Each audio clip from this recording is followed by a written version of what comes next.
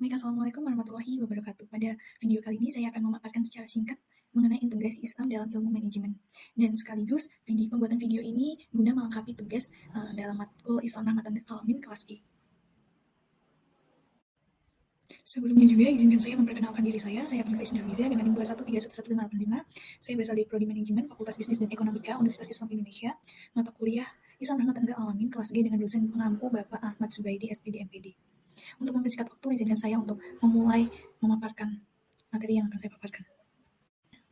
Pada bagian pertama ini yaitu mengenai outline. Jadi di dalam pembahasan kali ini ada 3 pokok pembahasan atau 3 outline. Yang pertama itu mengenai definisi, yang mana nanti definisi ini mengacu juga berfokus pada integrasi Islam dan manajemen. Untuk pembahasan pokok yang kedua adalah mengenai integrasi pada ilmu manajemen itu sendiri, yang mana akan dibahas melalui sebuah Al-Quran dan hadis. Dan yang terakhir adalah tokoh sendiri adalah tokoh Islam klasik dan tokoh kontemporer. Pada bagian pertama ini mengenai definisi. Definisi yang pertama mengenai integrasi. Integrasi sendiri berasal dari bahasa Latin, yaitu integrate, yang memiliki arti memberi tempat dalam suatu keseluruhan yang utuh. Untuk cara istilah, integrasi sendiri adalah proses pembauran yang mana dari terpisah-pisah menjadi satu kesatuan yang utuh, satu dan bulat. Untuk definisi yang kedua mengenai Islam. Islam sendiri berasal dari kata Islam atau asalmu, yang berarti damai atau kedamaian.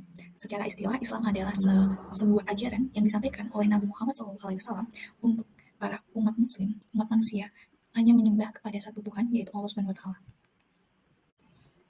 Baik, untuk yang terakhir adalah definisi manajemen. Manajemen sendiri berasal dari bahasa Inggris, dan bahasa Inggris berasal dari kata to manage. Dan dalam bahasa Latin berasal dari 2 kata, yaitu manus yang berarti tangan dan kiri yang berarti melakukan.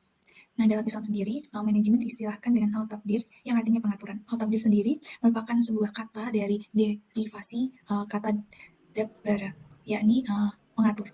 Nah, dalam istilah sendiri, di dalam kampus, manajemen itu merupakan kemampuan dalam membimbing, mengawasi, dan mengurus sesuatu dengan teliti guna mencapai tujuan yang telah ditetapkan.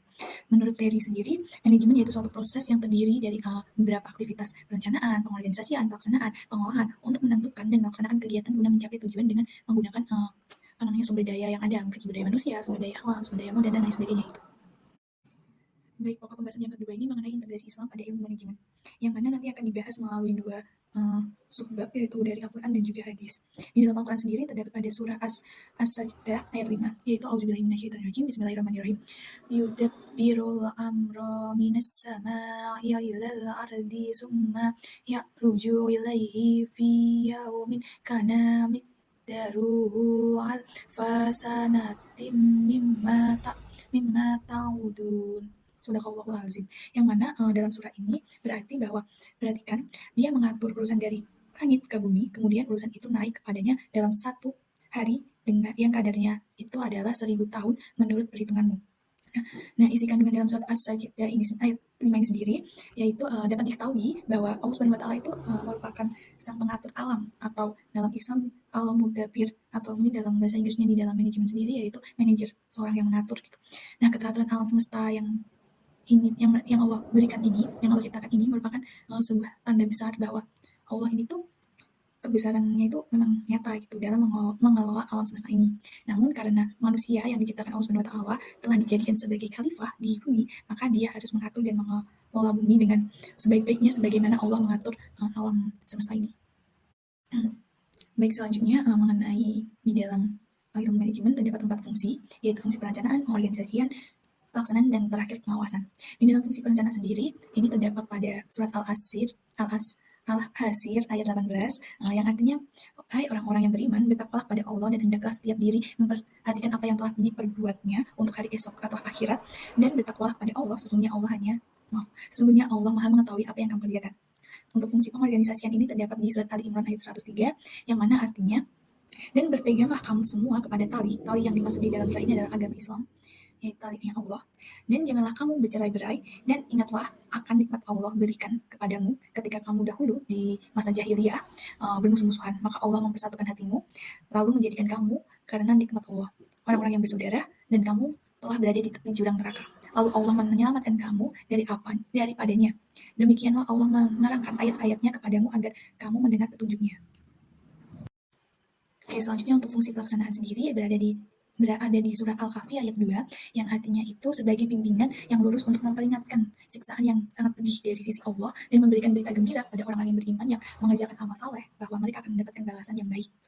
Dan untuk fungsi pengawasan sendiri yang terakhir itu ada di surat As-Surah ayat 6, yang mana artinya, dan orang-orang yang mengambil pelindung selain Allah, Allah mengawasi perbuatan mereka, dan kamu, dan kamu Muhammad bukanlah orang yang diserahi mengawasi mereka. Dan di sini masih mengenai pokok pembahasan yang kedua mengenai integrasi Islam pada ilmu manajemen, namun pada slide ini itu menjelaskan melalui hadis yang mana diriwayatkan oleh hadis riwayat Muslim nomor 3615, yaitu Nabi Muhammad SAW bersabda, sesungguhnya Allah mewajibkan perbuatan yang dilakukan dengan baik dalam segala hal. Jika kamu membunuh binatang, maka lakukan dengan cara yang baik. Jika kamu mau menyembelih, maka sembelih dengan cara yang baik juga. Bertajamlah alat pemotongnya, kemudian istirahatkanlah binatangnya. Nah, pada hadis ini tuh, jika dikaitkan dengan manajemen pendidikan Islam, menganjurkan pada umat Islam agar mengerjakan sesuatu dengan baik dan sesuai selalu ada peningkatan nilai dari jelek menjadi baik, dari baik menjadi lebih baik lagi.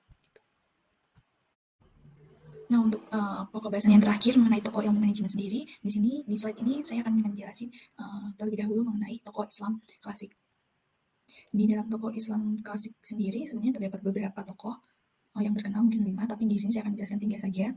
Yaitu yang pertama ada Abu Yusuf. Abu Yusuf sendiri dia itu terkenal dengan karyanya yaitu kitab Al-Qarats, di mana dalam kitab itu tuh memuat kajian mengenai sumber pendapatan negara, terus Qarats, jizya, usir, fai, sodakoh, dan zakat sesuai dengan keperluan dalam pengelolaan baitul mal pada saat itu.